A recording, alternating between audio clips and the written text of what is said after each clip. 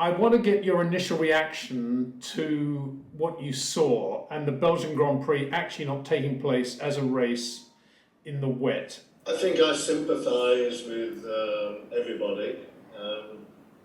They've got the greatest minds and the greatest evolution of Formula One now with the cars, with the incredible designs and safety cells.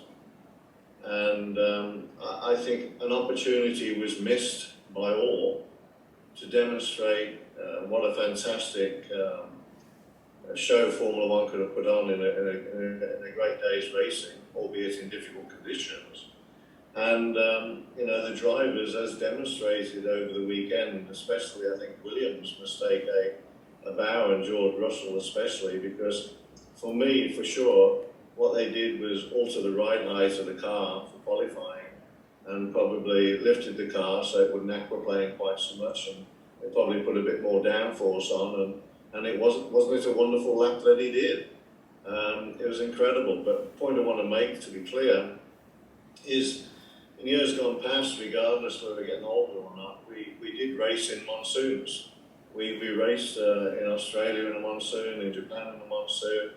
You mentioned Estoril as well, and I'll never forget racing in the terrible weather at Monte Carlo as well that time. But we were able then to adjust the ride heights of the car, so you gave more ground clearance, and you're able to put more wing on the car to give more downforce, to give the drivers a better control of their cars. And I think an opportunity was missed that the regulations could have been adjusted on the day, whereby it gave every opportunity for the drivers, the cars, and the teams to adjust their cars to a higher ride height, put more downforce on, and even maybe adjust the camber of the wheels and tyres to actually put on a race. And so, Lewis Hamilton's words, as opposed to mine, it was farcical in the end. And I think it hurt Formula One greatly, which means it hurts all the fans. It hurts me as a past driver, because we were robbed of, I think, a very, very great race there. And they've done so many things so fantastic. I mean, you look at the massive accident that Lando Norris had at Eau Rouge, and obviously, the commitment going into that corner was 100%. Didn't leave any margin, so when the car stepped out on him, it ended up being a massive accident. But, look at the safety cell, look at the construction of the car and the barriers, and he walked away from that, thank goodness, and wonderful. He was ready to race the next day. In years gone by, you wouldn't have had that.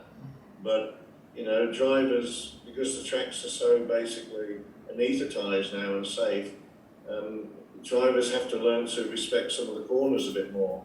And in wet conditions, Eau Rouge is still the quickest, probably, little kink of anywhere in the world. So again, back to the race, I think the race could have gone forward, because let the teams alter the cars a little bit so aquaplanes less, do a delta time without a pace car, because the pace car can't go quick enough for a Formula One car.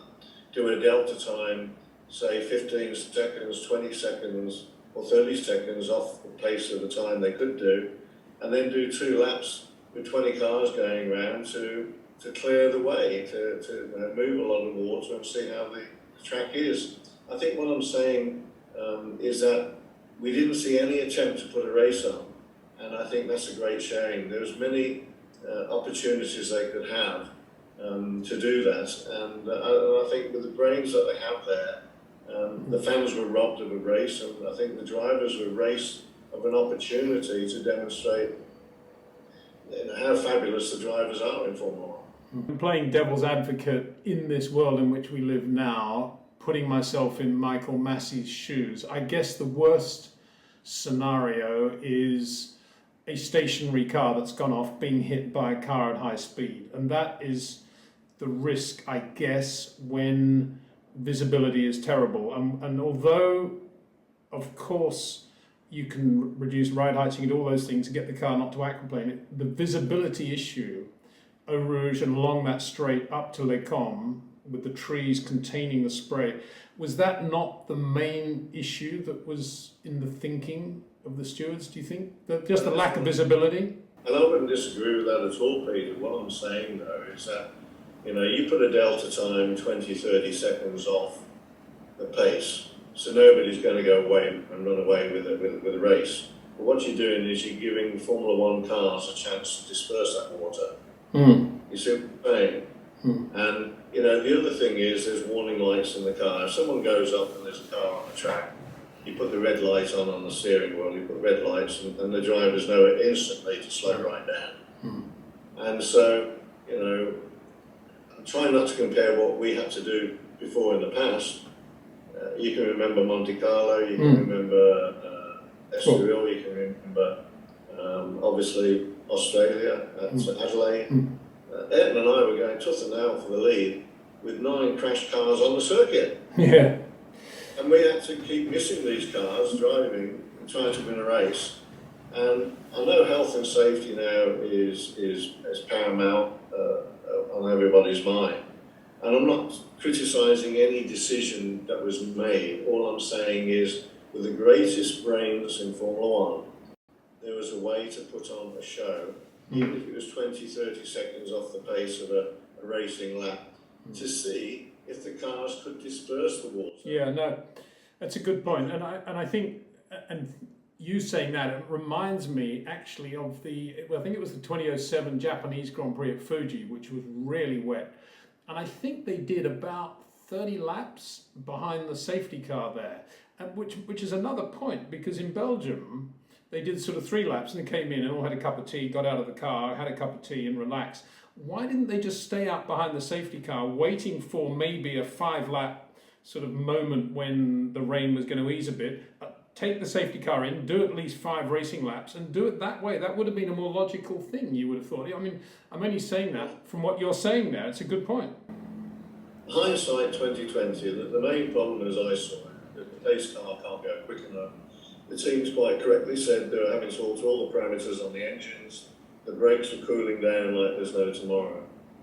But if you actually let the cars do a delta time, it's far faster than a pace car, right? So everybody can keep up with everybody else, right? No one's going to go away. You can keep the engines a lot warmer. You can obviously increase the brake temperatures, but more importantly, you can see if you can improve the actual track conditions by going around and putting on some kind of show.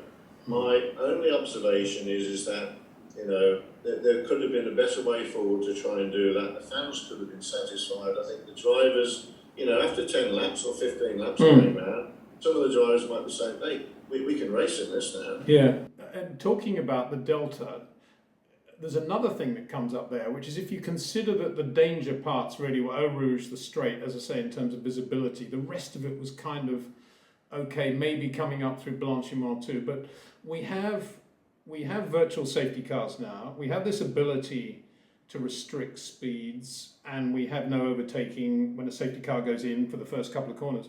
Why wouldn't they have, if you like, a speed limited no overtaking zone between La Source and Les Combes, say? You race for the rest of the lap until you get to the exit of Stavelot, then you have the same thing up to the bus stop. You could actually you could have a speed limit if you like on that section, and you could have an overtaking rule on that section. I mean, at least you've got a race then, and the fans are going to see something. I think, Peter, it's simpler than that. You put a good delta number. Everyone's going round at that delta number quite quickly, but it's way off the pace. You can increase that delta number by 10 seconds the next lap and say, right, okay, try and go 5 or 10 seconds quicker, see what it's like there. Also, it gives the officials the opportunity to see how much water is being dispersed by 20 Formula One cars moving it down the circuit. You know and I know they can move a lot of water. But anyway, let's not dwell on it. It is what it is. I think the biggest loss was, Formula One is the pinnacle of motorsport worldwide. To think that a Formula One car can't race in the rain now, it wasn't thunderstorms, it wasn't a monsoon. It was just rain, and heavy rain at times, but then not so much heavy rain. I mean, you mentioned cost there. Cost is an issue now and that's where there's perhaps going to be some sort of rift now between the drivers and the teams, because if you look at Lando's shunt, that's probably, I don't know, I'm just guessing, but something in the region of probably £300,000 worth of damage in that car. And then if you're McLaren, you're thinking wet Belgian Grand Prix, potential for aquaplaning, could have 2 more shunts. This race could cost us £1 million if we have a bad race with the 2 cars.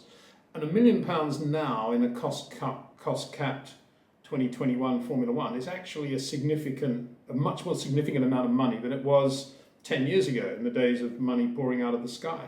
And that, I'm sure, is a factor as well now in terms of where the sport is going to go, in terms of risks that can be taken and decisions like it's too wet to race, because they're concerned now about the cost of damage.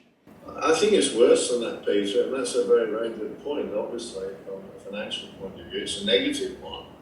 But, you know, go racing. Racing used to be incredibly dangerous, where, you know, if you were lucky, you broke your leg or your back, or if you're unlucky, you were dead.